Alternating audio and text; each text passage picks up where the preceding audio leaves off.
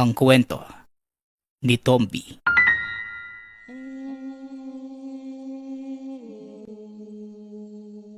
Ang kwentong ito ay hango sa totoong buhay. Mula ito sa isa nating tagapakinig. Karanasan ito ni Arthur. Walang eksaktong taon. Probinsya. Sa Mindanao. Oh, Arthur, may problema ba? Kanina ka pa nakatingin sa bangka ni Apo Tungod. Anong meron? Tanong ni Kuya Donito sa nakababatang kapatid na si Arthur. Kakadaong lamang nila mula sa pagpapalaot. Kaunti lamang ang nahuli dahil masama ang lagay ng panahon. Wala po, Kuya. Nagustuhan ko lang yung layag ng bangkang yan. Ang kukulay po kasi. Sino po bang may-ari niyang, Kuya? Tanong ni Arthur. Si Apo Tungod. Ang pinakamatandang katutubo dito sa lugar na namumuno ng pangkat noong araw. Ganyan talaga yung bangka nila eh. Makukulay yung layag eh. Sa katunayan marami sila noon. Ewan ko kung ano yung nangyari at siya na lang ang natira. Ang sabi, lumipat sa ibang lugar at doon nanirahan. Ang pamilya ni Apo Tungod yung naiwan. Kaso nga lang, pagkatapos ng isang malagim na trahedya, ayan, mag-isa na lang yung matanda. Nakakatuwa nga dati kasi sa tuwing may okasyon yung kanilang pangkat, naiimbitahan yung iilan sa amin eh. Ang saya ng pagdiriwang nila. Kahit may mga gawain na hindi naiintindihan ng kagaya kung hindi laking katutubo. Pagpapaliwanag ni Kuya Donito. Yun po bang lalaki na hindi nagsasalita? Yung nakasalubong natin noong nakaraan? Oo, ang totoo niyan, hindi naman siya pipi. Magaling magsalita yan noong araw. Siya nga yung tagapagsalita kapag may okasyon sa kanila eh. Ngayon lang naging tahimik pagkatapos ng trahedyang sinapit ng pamilya. Medyo nawawala na nga sa tamang pag-iisip eh. Nagsasalita na ng mag-isa. Sinamantala naman ng mga tao. Naging pulutan sa tsismisan. Minsan, pinagkakaisahan ng kapwa mandaragat. Ninanakawan pa ng huli. Tinitingala siya ng buong pangkat dati. Pero ngayon, basta-basta na lang kung pagtawanan. Marami pang sabi-sabi tungkol sa matanda. Mga kwentong paninira. Isa na rito yung pinapakalat na aswang siya. At sala rin sa mga kasamaang nangyayari sa mga tao. Ewan ko lang kung totoo kasi wala namang matibay na ebidensya. Dagdag ni Kuya Donito. Hindi maiwasang makaramdam ng awa ni Arthur sa sitwasyon ni Apo Tungod. Naaalala ang sinapit ng ina noong araw. Isang alkalde ng bayan. Ngunit pagkatapos masangkot sa isang pangyayari, nasiraan ng bait at pinagtawanan na lamang. Matapos ang maiksing pag-uusap, binaybay na ng dalawa ang daan pauwi. Pagkarating sa tahanan, naabutan ang kapitbahay na nagkakagulo. Unang narinig ay ang salitang aswang. Dali-daling nakiusyoso si Kuya Donito upang malaman ang mga kaganapan. Mabuti na lang talaga gising pa si Jimboy dahil kung hindi, malamang hindi nasisikatan ng araw yung nanay kong may sakit. Grabe din yung mga aswang ngayon, no? Sakiti na nga yung tao, aaswangin pa. Wika ng kapitbahay na si Aling Ingrid. May mga aswang naman talaga na mga sakitin ang binibiktima. Ngayong nakaabot na dito sa atin yung ganyang klase ng halimaw, mukhang kailangan ko nang ilipat sa ibang lugar si tatay. Kahit nakaratay sa banig yung tatay ko, gusto pa niyang mabuhay ng mahaba-haba. Tapos may aswang pala sa paligid. Nako. Parang naninibago pa kayo. Ilang beses na kayang pabalik-balik dito sa atin yung aswang na yan. Kaso noong mga panahon na yon, wala namang sakitin sa pamilya natin, kaya hindi tayo nakaranas ng pambibiktima. Ngayon na meron na, ito na, mag-iingat na lang talaga tayong lahat para kahit papano makaligtas. Tulong-tulong na lang din kung sakaling may mapansin kayo. Mas maraming kakalaban sa halimaw. Mas mapapadali ang pagtaboy natin dito. Wika naman ni Mang Roland. Sigurado ba kayo na ibang aswang ang nambibiktima? Kagabi kasi, nakita ko si Apo Tungwod galing sa tahanan ni Mang Jimboy. Mabilis na naglakad at walang lingon-lingon. Yung galawan na parang may ginawang masama. Singit ng binatang nagngangalang Tonyo. Ang binatang ito ay biktima ng aswang noong araw. Swerte lamang dahil nakaligtas sa mga sandaling yun. Kinilala niya ang halimaw bilang si Apo Tungwod. Ayon sa kanya, kamuka at kahubog ng nilalang ang nasabing apo. Walang matibay na pruweba. Ngunit dahil sa kahina-hinalang kilos ng matanda, hindi maiwasang pagdudahan. Magmula ng araw na yun, samot-saring haka-haka ang umusbong laban kay Apo Tungwod. Hindi pa kabilang ang palaging pangmamaliit sa kanyang pagkatao. Ay, kung ikaw na ang magsasabi, maniniwala talaga ako. Dating biktima ng aswang ang batang ito at namukaan pa ang halimaw na sumalakay. Itago na lang natin sa pangalang Apo Tungwod. Sandali. Bakit ba Apo pa rin yung tawag Matagal na siyang walang pinamumuno ang pangkat. Tungwod na lang. Aswang na Tungwod. Mabuti pa nga, bagay rin naman sa pangalan niyang dawitan ng salitang aswang. Pero Tonyo, talaga bang nakita mo si Tungwod sa mga oras na nangyari ang pambibiktima?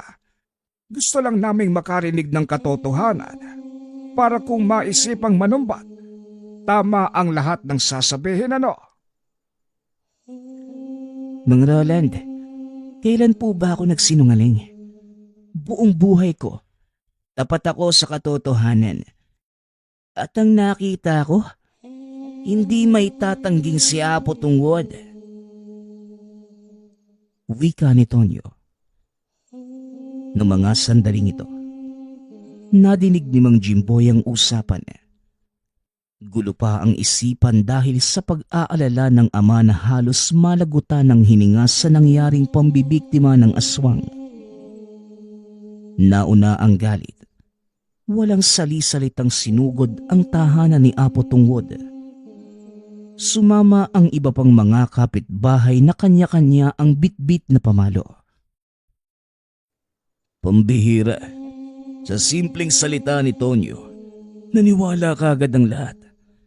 Mga tao nga naman, napakababaw ng pag-iisip. Ang taong nananahimik, guguluhin. Itutuloy ko na talaga yung pagbabalak na lumipat ng tirahan Hindi ko na masikmura yung kabastusan sa kapwa dito. Wika ni Kuya Donito. Napabuntong hininga na lamang sa nakikita. Kuya, talaga bang aswang si Apo Tungwod? Ilang beses ko lang siyang nakita pero parang hindi naman aswang Wala lang sa tamang pag-iisip. Pero yung sabihing aswang, parang hindi naman yata tama yun. Wika ni Arthur. Mga kapitbahay kasi natin dito, masyadong mapapaniwala. Madaling paikutin sa salita. Tignan mo, sinabi lang ni Tonyo na aswang si Apo Tungwod. Sumugod na silang lahat. Ang sarap iuntog isa-isa para matauhan Tugon ni Kuya Donito. Napailing na lamang ito. Ikaw ba kuya? Minsan mo na bang naisip na ipaglaban si Apo? Tanong ng nakababatang kapatid. Natahimik si Kuya Donito. Ilang sandali ang lumipas bago nakasagot. Alam mo Arthur, sa panahon kasi ngayon, kailangan unahing isalba ang sarili. Kung may nangyayaring hindi kaaya-aya sa paligid, mas mainam nang umiwas na lang ng tingin. Alam mo yon? O siya, ihatid ko lang sa kapitbahay itong nahuling isda. Bibili kasi yun eh. Wala pa pala tayong kanin. Kung pwede magsayang ka muna. Lalakad na ako. Wika ni Kuya Donito. Kagad namang kumilos si Arthur pagkalis ng kapatid. Magsasaing na sana ito. Kaso nga lang naubusan ng panggatong. Malapit lang naman ang kakahuyan kung saan madalas nangangahoy. Nagpunta siya roon.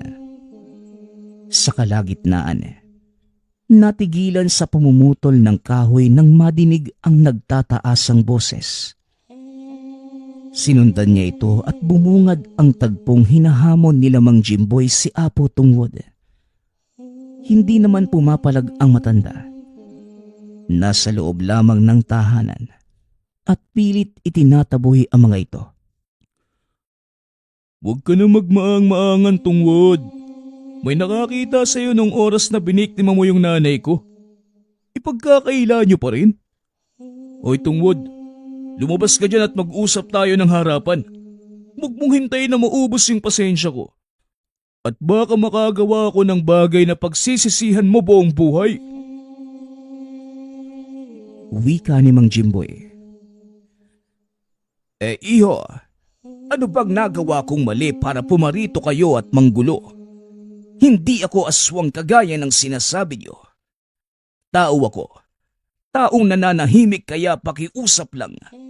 Tama na. Pakiusap ni Apo Tungwod. Hoy Tungwod, hindi mo kami madadaan sa anumang paawa. Huli ka na nga sa akto eh. Susubukan mo pang lumusot. Ilang beses ka nang nakita ni Tonyo. Ipagkakaila mo pa rin. Ang lakas din talaga ng loob mo ah. Wika ni Mang Ronan. Kung ako niyan, patikimin na natin ang dahas. Hindi na pwedeng ganito lang palagi. Ilang beses na nating pinagpasensyahan yung taong yan. Jimboy, pasukin na natin yung bahay. Wika naman ni Aling Ingrid. Kagaya ng sinabi nito, pinasok nila ang tahanan ni Apo Tungwod. Ngunit sa pintuan pa lamang ay napasigaw na ang lahat sa sakit. Pagkatapos tamaan ng suligi sa iba't ibang bahagi ng katawan. Ang iba ay nagmamadaling lumabas samantalang ang iba naman, katulad ni Mang Jimboy, sumubok pang lapitan ang apo. Ngunit bago niya mahampas ng dalang kahoy, naunahan na siya nito. Isang suntok lamang ay bumulagta at nawala ng malay. Nagulat ang lahat. Nanlaki ang mga matang nakatingin sa matanda.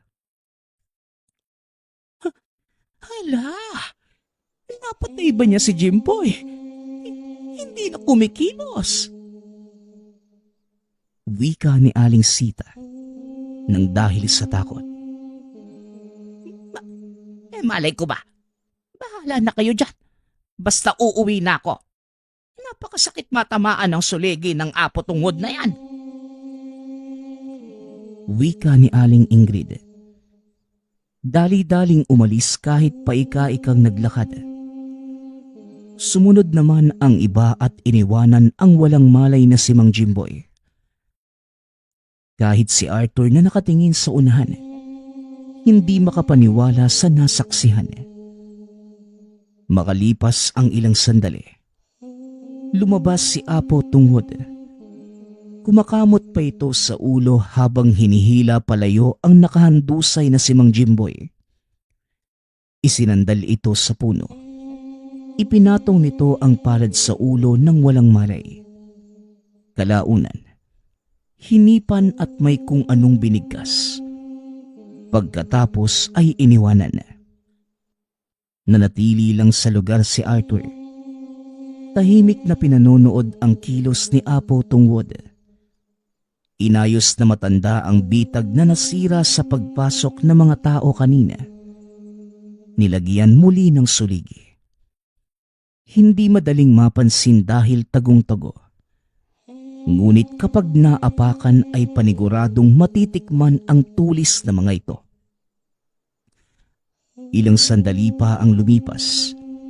Nagulat na lamang nang biglang magbago ang ugali nito. Muli na namang nawala sa wisyo. Nagbabasag na mga gamit at saka nagsalita ng mga katagang hindi maintindihan. Dali-daling umalis si Arthur sa takot na makita. Nagbitbit na ng suligi ang matanda. Hindi na nais sapitin ang nangyari kina Mang Jimboy. Pagkarating sa tahanan, sinalubong siya ni Kuya Donito na kanina pa naghahanap. "O Arthur, saan ka ba galing? May dala ka pang itak. May ginawa ka ba?" Tanong ni Kuya Donito. "Wala naman po, kuya. Mangangahoy lang sana ako kaso may narinig ako doon sa gubat kaya hindi ko tinuloy. Nakakatakot po kasi." "Yun lang pala. Akala ko naman kung ano na eh. Baka may naligaw lang na mabangis na ayop. Ganyan naman talaga dyan sa gubat eh. Noong araw nga, hinabol ako ng baboy ramo. Hindi mo na kailangang mangahoy. Nakabitbit na ako ng iilang sanga habang pauwi. Halika na rito sa loob." Wika ni Kuya Donito. Napabuntong hininga si Arthur. Sumunod sa loob. Napatanong na ito at hindi na kaya pang magpigil. "Kuya, ang totoo niyan, habang nasa gubat ako nakita ko si Mang Jimboy. Sinugod po nila yung bahay ni Apo Tungwod eh. Sino po ba talaga yung Apo na yun? Bakit parang may kakayahan siya na hindi taglay ng ordinaryong tao?" Tanong ni Arthur. Diretsyong napatingin si Kuya Donito sa kapatid. Hindi inaasahan ang tanong nito. Hindi naman ipinagkait ang katotohanang nalalaman. "Arthur, si Apo Tungwod, hindi lang siya basta-bastang katutubong pinuno. Isa din siyang antingero. Nalaman ko ang bagay na ito dahil matalik na magkaibigan ang Apo at si Lolo Iko noong araw. Ang sabi ni Lolo, magaling, mahusay at malakas na antingero si Apo Tungwod. May tangan itong anting-anting na nagbibigay ng pambihirang kakayahan. At ang nag-iisa niyang sandata, ang suligi. Ito ang ginagamit niya sa panunugis, sa pagpuksa ng aswang. Malupit ang suligi ni Apo Tungwod at pwede nang ikamatay kapag natamaan." Pagsasalaysay ni Kuya Donito. Biglang kinabahan si Arthur nang maalala ang sinapit ng grupo ni Mang Jimboy kanina. Tinamaan sila ng suligi. Maging ito ay hindi niya alam kung nagkamalay na ba na mga sandaling yun. Kuya, tinira ng suligi si Mang Jimboy eh. Mamamatay po ba sila?" Tanong ni Arthur. "Hindi. Patikim lang yun. Hindi kailanman gagamit ng nakakamatay na suligi si Apo Tungwod sa ordinaryong tao. Kahit na minamaltrato siya. Ganyang kabuti yung Apo. Kaso nga lang sinasamantala ng mga walang hiyang tao eh. Huwag mo na lang silang isipin ha. Mababaliw ka lang. Mahirap intindihin ang mga ugali ng mga yan eh."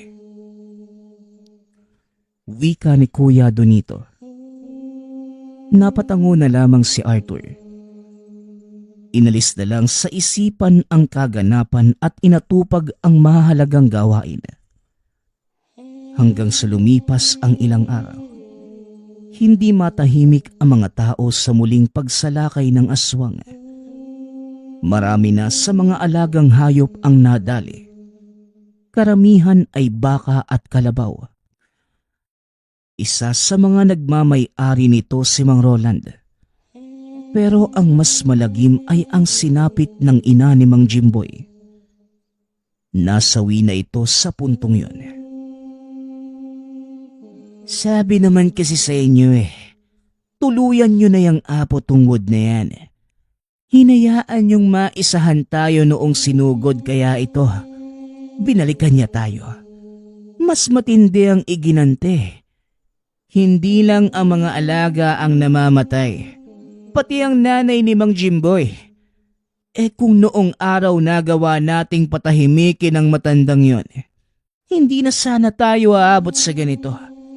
Kasalanan nyo rin Natamaan lang ng suligi, nagsitakbuhan na. Wika ni Tonyo.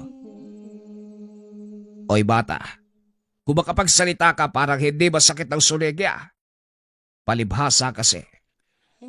Puro ka lang dakdak. Hindi naman tumutulong. Baka nga hindi naman totoong aswang si Apo Tungwod.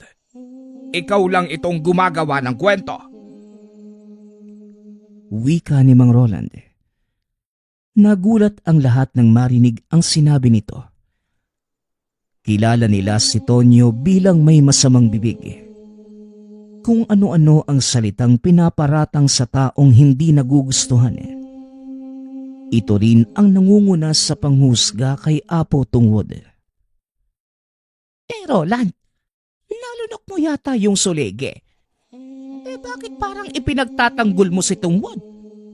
May lason ba ang tumamang suligi sa'yo para magkaganyan ka? Tanong ni Aling Ingrid. Naisip ko lang kasi itong si Tonyo hatid ng kung ano-anong salita laban kay Apo Tungwod. Tapos kapag nagalit na tayo sa matanda at may gagawing hakbang, bigla na lamang itong nawawala na para bang ginagamit lang tayo para sa pansariling hangarin. Kaya umamin ka nagbata ka. Wika ni Mang Roland. Teka. Bakit parang ako ngayon ang pinagdududahan niyo? Kayo na nga tong binibigyan ng impormasyon. Babalik ta rin niyo pa ako. Tama na. Nasa lamay tayo ngayon ni nanay. Rumispeto naman kayo. Malalaman din natin kung ano ang totoo. Kung aswang nga talaga si Apo Tungwod, hindi ko siya mapapatawad. Ako pa mismo ang papatay kapag napatunayan ko. Pero kung sakaling tama si Mang Roland ng hinala sa Tonyong yan, ako rin mismo ang puputol ng dila mo. Tandaan mo yan. Wika ni Mang Jimboy. Natahimik ang lahat. Ni isa ay walang naglakas ng loob na magsalita. Dahil kilala rin si Mang Jimboy bilang mangangatay. Mahusay itong humawak ng anumang patalim at minsan na ring may taong tinaga. Sa kabilang banda naman, nakikinig lamang sina Kuya Donito at Arthur sa usapang nagaganap. Nang matapos, umuwi na rin ang mga ito. Ito na talaga ang punto na malalagot si Tonyo. Sana naman magkatotoo para maturuan ng leksyon ng binatang yan. Wala akong tiwala dyan Kung si Apo Tungwod naman ang pag-uusapan, hindi ako mag-aalala. Antingero yung tao Kalaban niya ang aswang kaya imposible ang sinasabi nila. Tapat yun sa tungkulin kahit na minsan ay nawawala sa sarili. Wika ni Kuya Donito.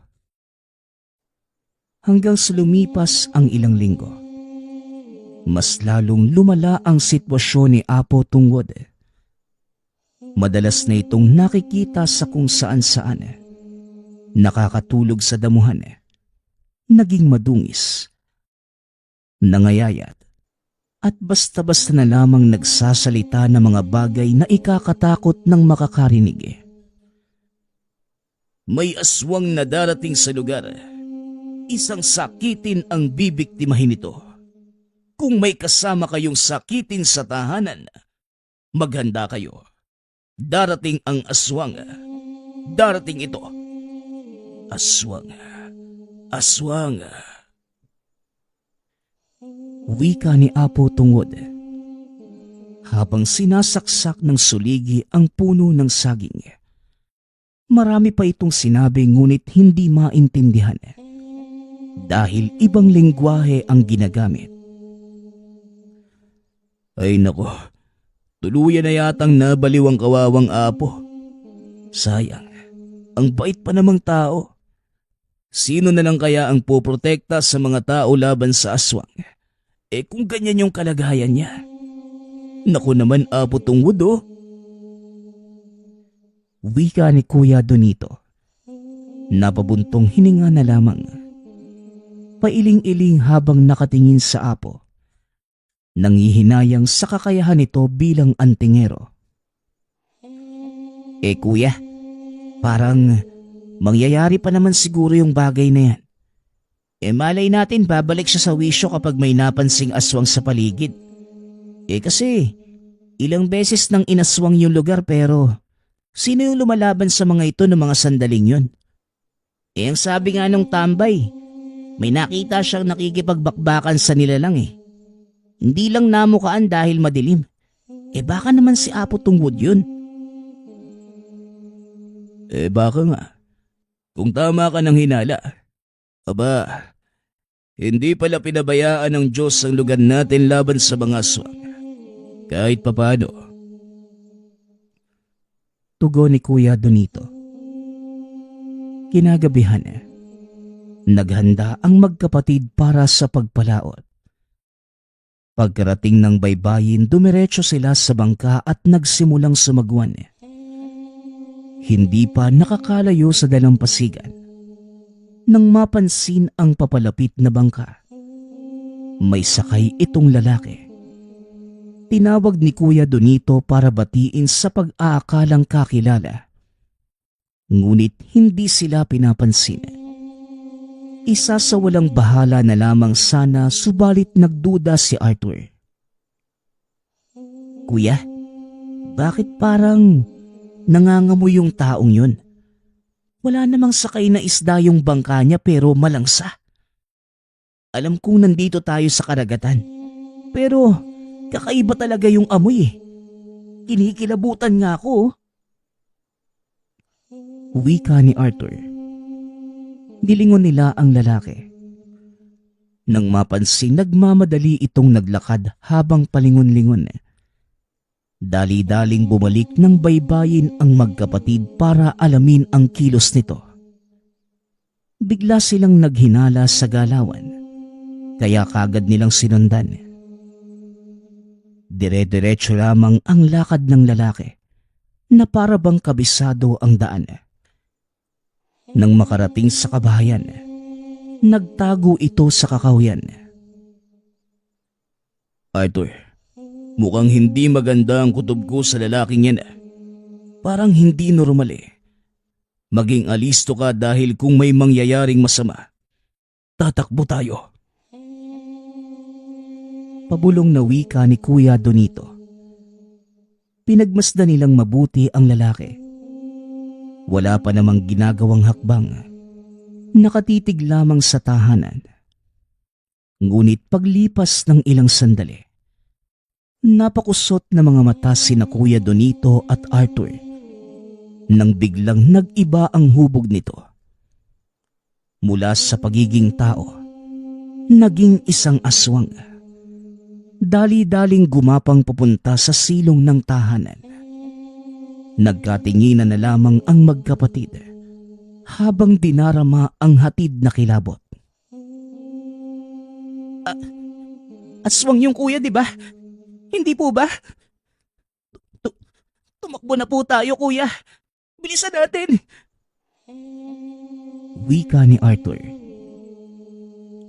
Sandali. Si Apo Tungod yun Hindi ba?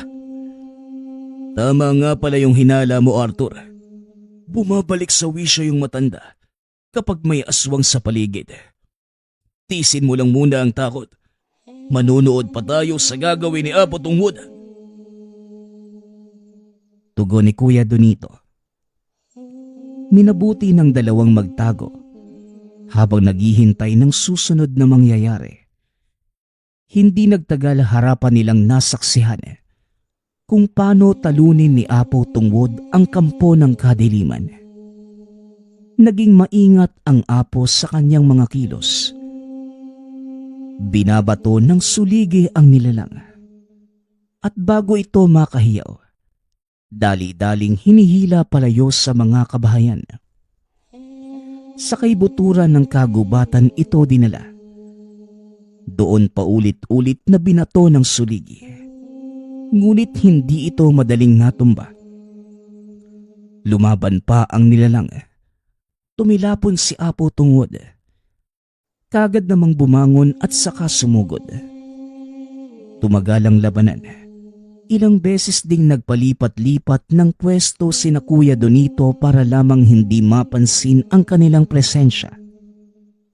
Samantala, sa pagpapatuloy ng sagupaan, unti-unting nanghihina ang nilalang. Hindi nito kinakaya ang bisang taglay ng suligi. Kung hindi ako nagkakamali ng pagkakaalala, 3 suligi ang inilalaban ni Apo Tungwod sa tuwing may tutugising aswang. Kapag nagtagumpay na naitira at tumama ang lahat sa katawan, ito ang magiging katapusan ng nilalang.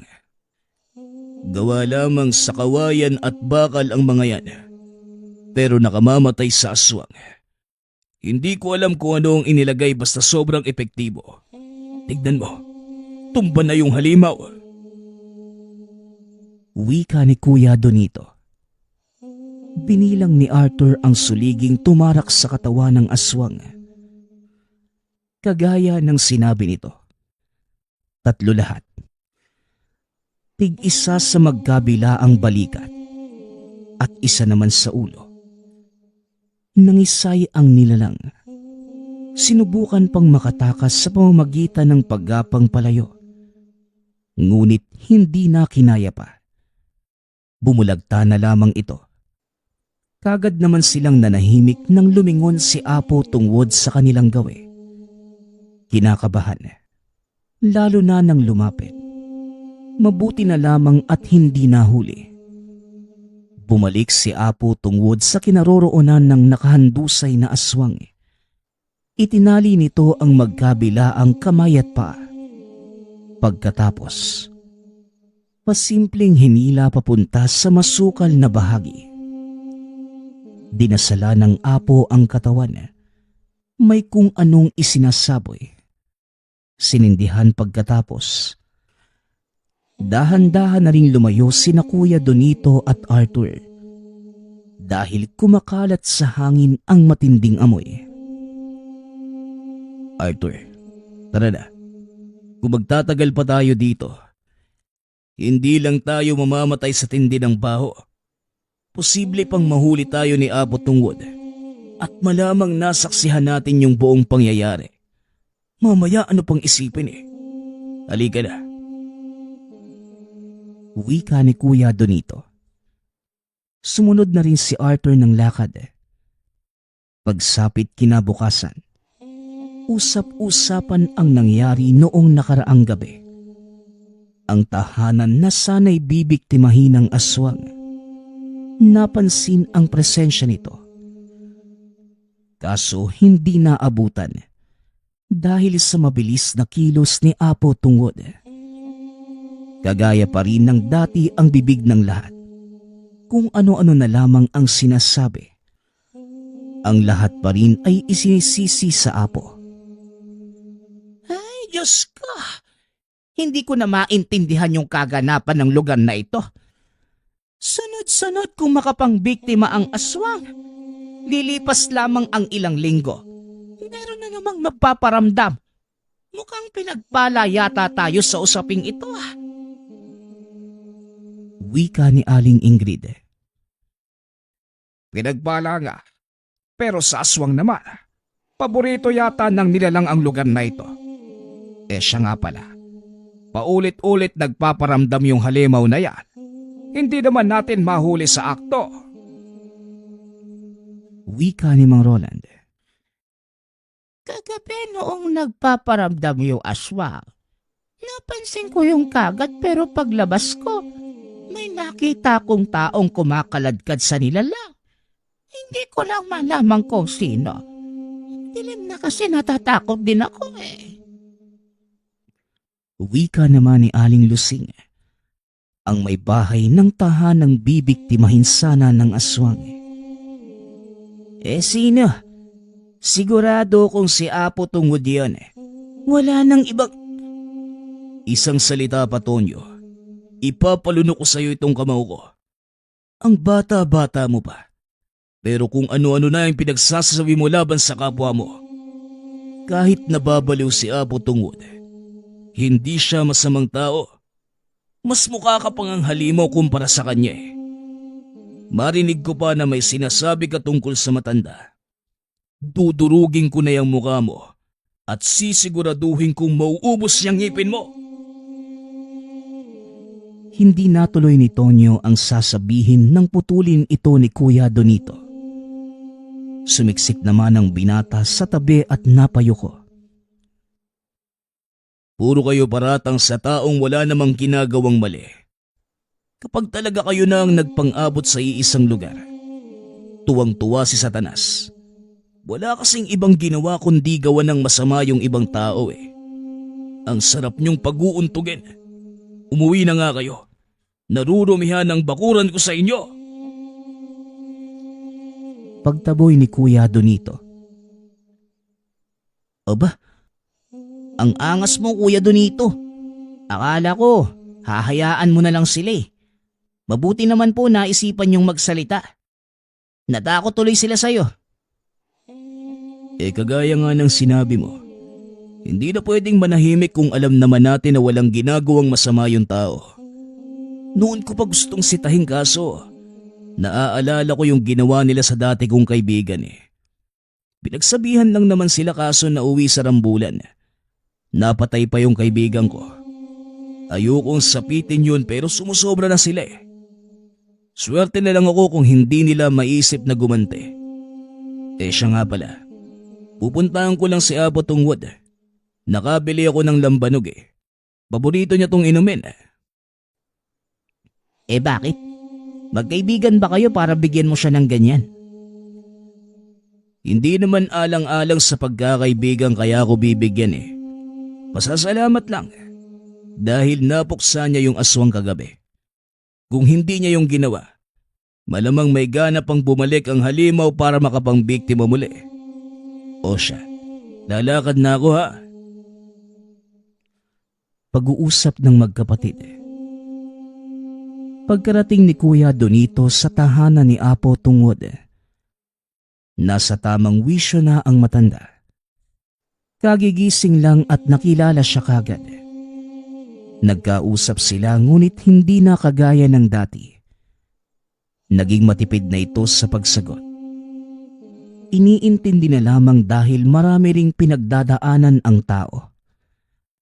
Pagkatapos ng usapan, nagpaalam na ito.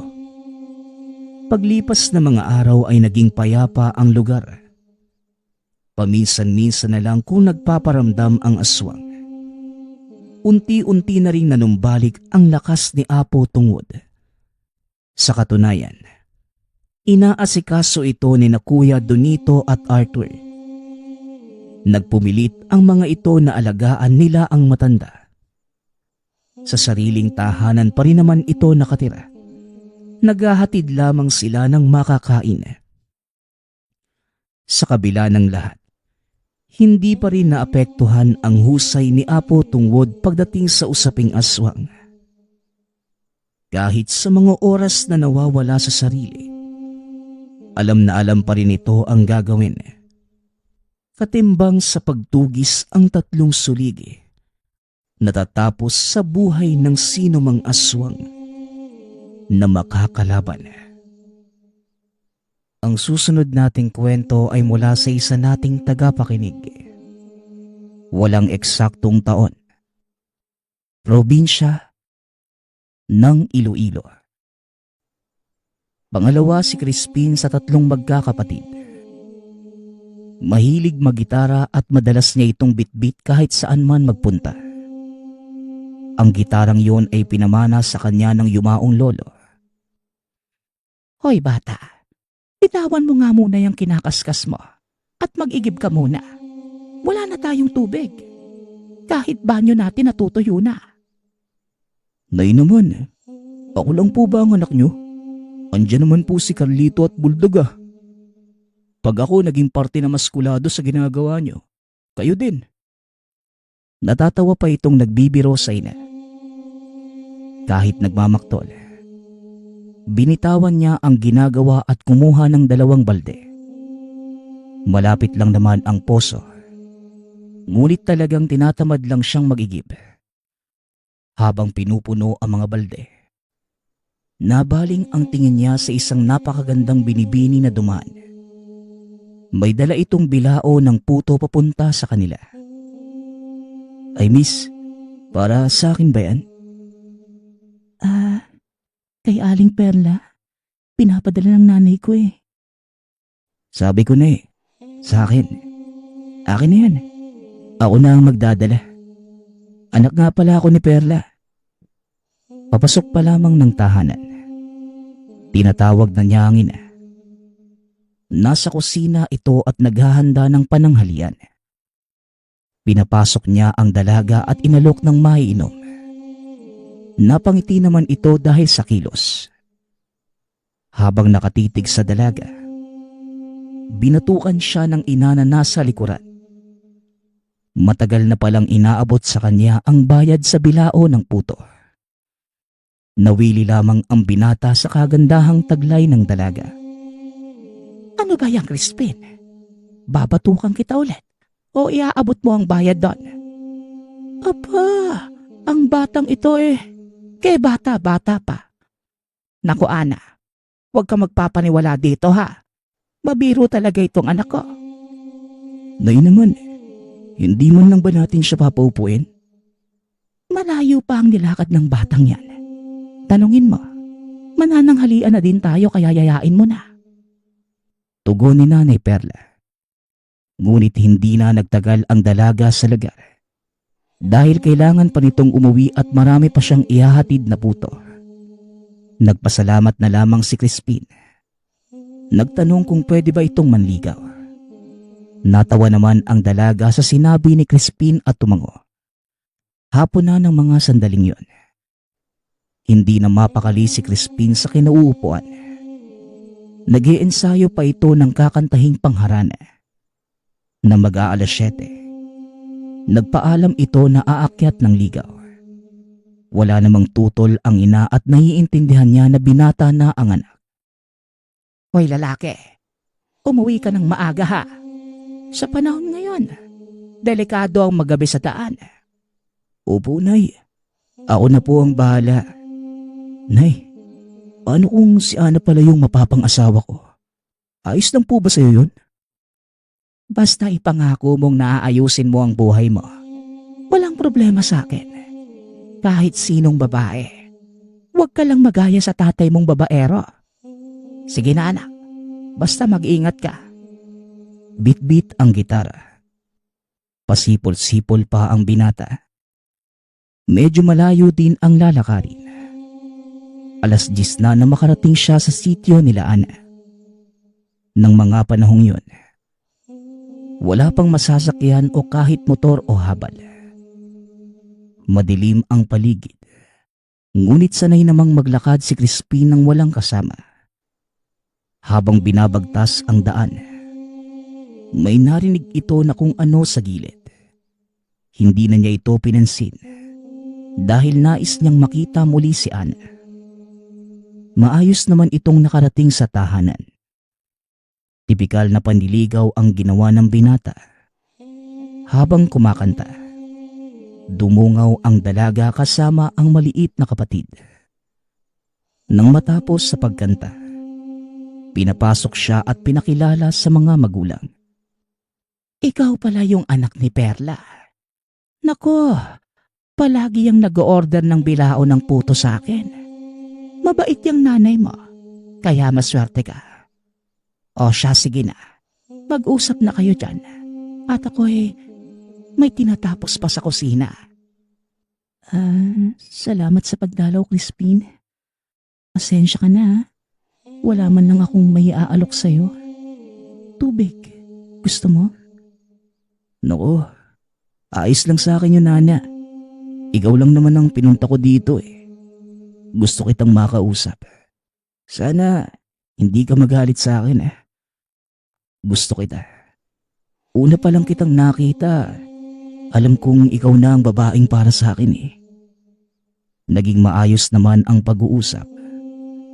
Masayang kausap si Crispin. Mabiro kaya hindi din napigil ng dalaga ang magkagusto sa binata. Pareho nilang tinanggap ang isa't isa. Ngunit merong kondisyon. Ayaw naman ng pamilya ng dalaga ng basta-basta. Sinabi ni Aling Rosal, may tamang panahon ng lahat. Lalo na't pareho pang nasa kolehiyo ang dalawa. Maghahating gabi na nang matapos ang kanilang pag-uusap. Nagpaalam na si Crispin. Habang naglalakad, may naramdaman ito na kung anong nakasunod sa kanya. Akala niya pa nung una, kuliglig lamang o palaka na tumatalon. Nasa kalagitnaan na siya ng palayan nang may muli itong marinig.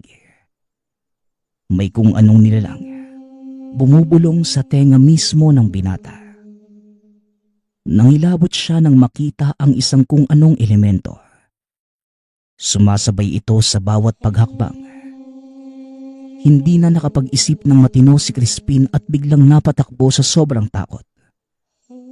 Kahit nadadapa man, hindi niya alintana makalagpas lamang sa lugar.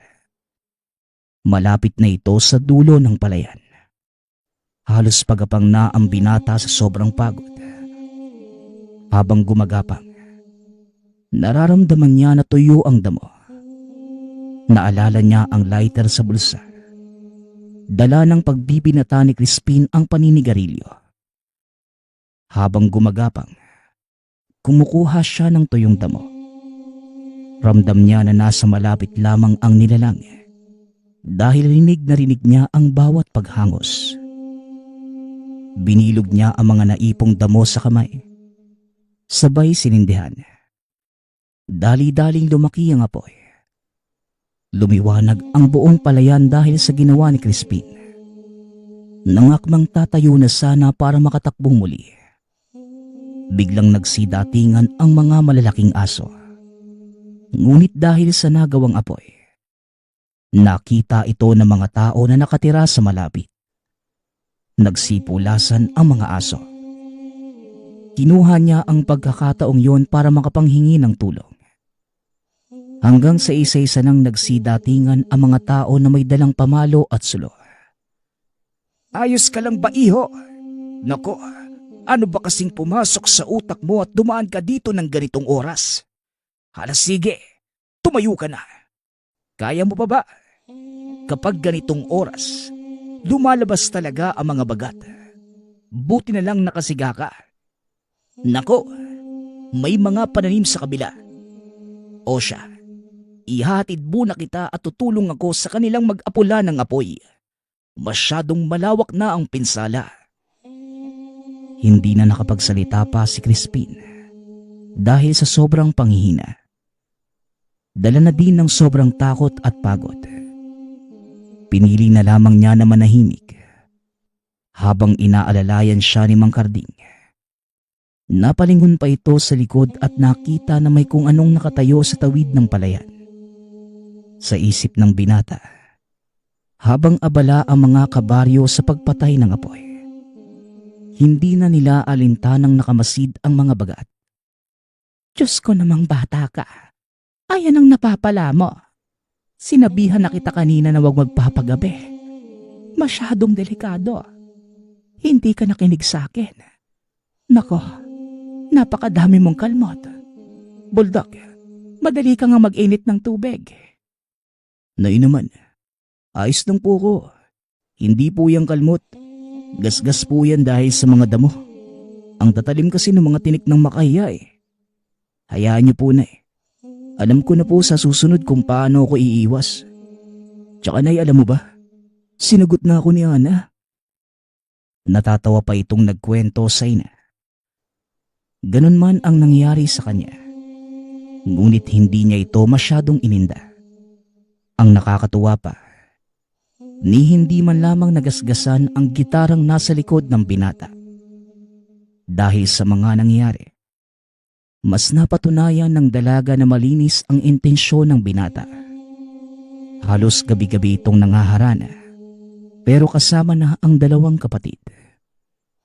Hindi na ito pinapalakad ng ina na walang kasama. Hanggang sa lumipas ang ilang araw, buwan at taon. Hanggang sa naging maayos ang lahat. Parehong nagtapos si Crispin at Ana sa kursong kinuha. Napagpasyahan na nilang magpakasal. Sa kasalukuyan, may dalawa na silang mga anak. At napagkukwentuhan pa rin ang minsang engkwentro. Sabagat, nagpapasalamat nga pala ako sa lahat ng sumusuporta sa ating channel.